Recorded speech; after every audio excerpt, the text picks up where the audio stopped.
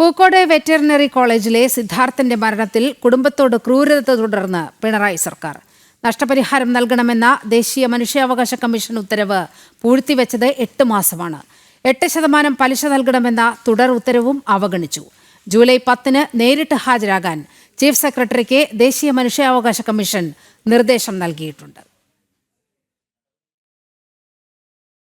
Pookode veterinary കോളേജിൽ റാഗിങ്ങിനിരയായി മരിച്ച സിദ്ധാർത്ഥന്റെ കുടുംബത്തിന് 7 ലക്ഷം രൂപ നഷ്ടപരിഹാരം നൽകണമെന്ന് കഴിഞ്ഞ വർഷം ഒക്ടോബറിലാണ് ദേശീയ മനുഷ്യാവകാശ കമ്മീഷൻ ഉത്തരവിടുന്നത്.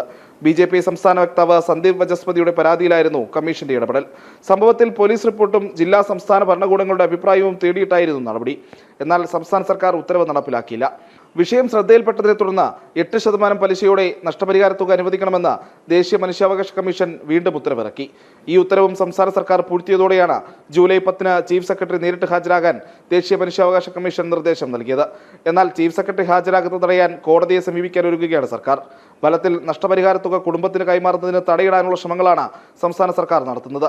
നേരത്തെ കേസിൽ പ്രതികളായവരെ സംരക്ഷിക്കാനും സംസ്ഥാന സർക്കാർ ശ്രമം നടത്തിയിരുന്നു. ഇവർക്ക് മറ്റ് ക്യാമ്പസുകളിൽ പ്രവേശനം നൽകാനടക്കമുള്ള നീക്കങ്ങൾ വൻ പ്രതിഷേധങ്ങൾക്കൊടുവിലാണ് സർക്കാർ ഉപേക്ഷിച്ചത്. ജനം, തിരുവനന്തപുരം.